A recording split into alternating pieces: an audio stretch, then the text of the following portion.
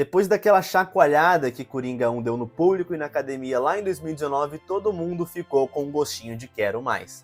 Com a estreia de Coringa 2, a gente teve esse mais, mas será que precisava mesmo? Eu assisti Coringa Delírio 2 e nesse vídeo eu vou levantar alguns dos pontos principais do filme e comentar com você sobre eles em uma resenha com spoilers. Então não esquece de deixar um like aqui no vídeo e se inscrever no canal para não perder mais vídeos como esse, mas sem mais enrolação, bora pro vídeo.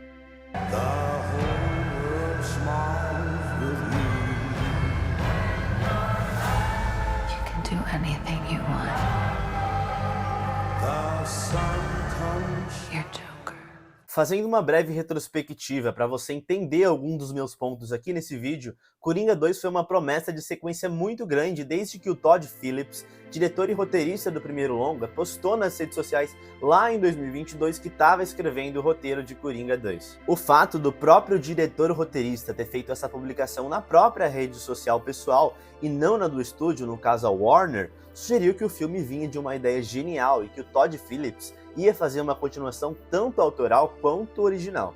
Olha, negar que o filme foi autoral até que a gente não pode, mas foi tão autoral que só ficou de autor para autor mesmo, o que é até uma justificativa para essa má recepção do público.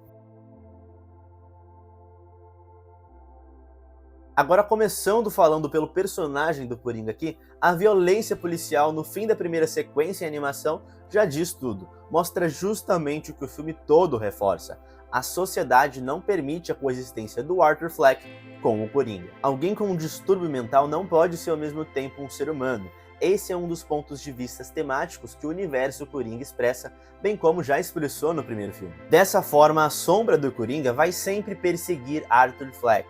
A imagem do Coringa não pode ser dissociada do Arthur, ele está preso a essa imagem. Sem o Coringa, Arthur é só mais um palhaço que continua não sendo ouvido e caçoado. Enfim, as interpretações podem ser múltiplas e se aprofundar muito mais no que eu acabei de dizer aqui, mas o cerne da questão não foge muito disso. Nesse contexto, a terapeuta e a advogada do Arthur tentam se convencer e convencer o Arthur de que Arthur e Coringa são duas pessoas diferentes, que é o tal transtorno dissociativo de personalidade ou de identidade. A gente já viu isso em alguns outros filmes de psicopatas, como Fragmentado, mas aqui isso parece que não passa de um discurso mentiroso para ser utilizado em prol da inocência do Arthur. De qualquer jeito, o Coringa aqui é um personagem bem mais estático e passivo do que no primeiro filme.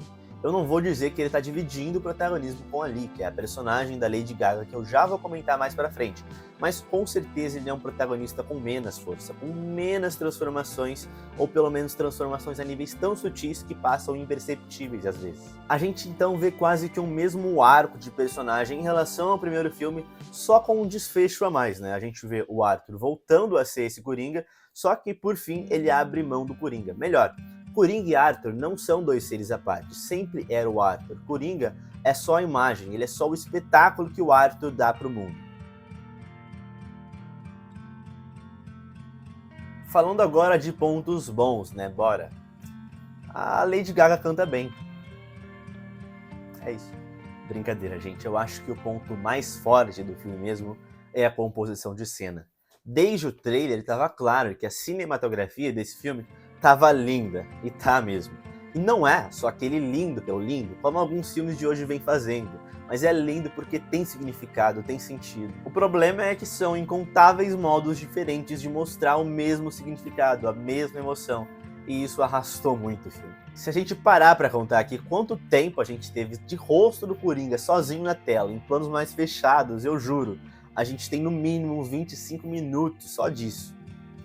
No mínimo, o filme se esforçou para causar a impressão de que essas cenas eram longas, e mesmo se tratando de um conflito interno do personagem, foi um exagero. Lembrando que isso ainda é um ponto bom, mas outra coisa que de fato é muito elogiada no primeiro filme, é elogiada aqui, que realmente está incrível, é a performance do Joaquin Phoenix. Por favor, esse homem atua demais, mas a gente não tem também tantas inovações quanto a gente teve no primeiro filme. Basicamente, as mesmas facetas do personagem estão presentes. Depressão, confusão, êxtase, breve sanidade, enfim. Só por fim que a gente vê finalmente o Arthur Fleck aceitando a própria identidade e assumindo os próprios atos, seu próprio eu. E aqui sim a gente tem uma atuação bastante diferente do que a gente vê ao longo do restante do filme. Isso fica bem perceptível, é muito condizente e muito bem aplicado, aliás. As cenas musicais em si também são muito boas. calma, eu sei que muita gente não curtiu a parte musical do filme e odiou o filme justamente pelo fato do Todd Phillips não assumir essa parte. Mas eu vou me explicar. Mesmo com todos os reveses, as cenas musicais em si sabem realmente como prender o espectador na cena, e isso também está associado com a performance que o Joaquin Phoenix e a Lady Gaga, cada um na sua especialidade ali, entregam. Mas, apesar das controversas decisões do Todd Phillips, eu penso que pelo menos no musical ele acertou. Mas eu não digo da aplicação do musical em comparação com outros musicais existentes, até porque esse aqui surge em um estilo muito mais híbrido do que a gente está acostumado a ver, já que ele não assume completamente a fantasia. Olha a oposição aí dentro do próprio filme, já que a maioria das peças, acontecem na percepção subjetiva do Arthur Fleck, na mente dele. Só quando ele dá o depoimento dele pro jornalista Pad em rede nacional e quando ele foge com a Harley Quinzel, aqui chamada de Lee, é que são musicais reais, por assim dizer, que acontecem na vida real. Antes de ir para ali, completando um pouco mais sobre o musical, talvez o incômodo tá justamente nesse uso do musical somente como fantasia. As peças musicais que eram justamente para cumprir a função da expressão dramática máxima e, consequentemente, avançar o filme em decorrência de uma mudança interna no ou nos personagens, não avançam, porque simplesmente não aconteceram de verdade.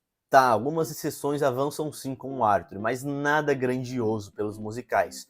Causas manifestam esses delírios musicais, mas as consequências são muito sutis. Honestamente, nas minhas expectativas como espectador e fã do Coringa, eu não esperava que Coringa 2 fosse um musical, mas durante e depois de assistir, eu queria muito que ele assumisse essa fantasia do musical. Mas eu também entendo que num nível de hierarquia de prioridade, a mensagem da trama vencia. Mensagem de que tudo que o Arthur e ali tinham era fantasia, já que a realidade é brutal.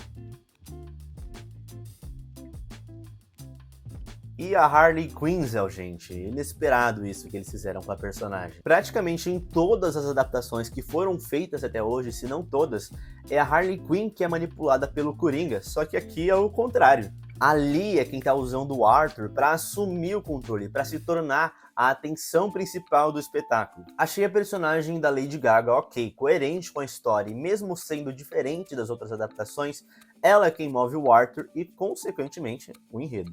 A Lady Gaga entrega performances musicais muito boas, de verdade. Mas em termos de atuação, fora desses cenários musicais, é uma atuação ok, com momentos de brilho, mas nada muito extravagante, quanto Joaquin Phoenix, na minha humilde e sincera opinião. Por fim, utilizando das próprias palavras da personagem dali, manipulando um pouco, Coringa 2 é um show que não é só um show, mas também não é entretenimento. O que eu tinha de expectativa sobre Coringa 2 era só a fantasia de um filme que ia honrar e superar o primeiro, mas não rolou.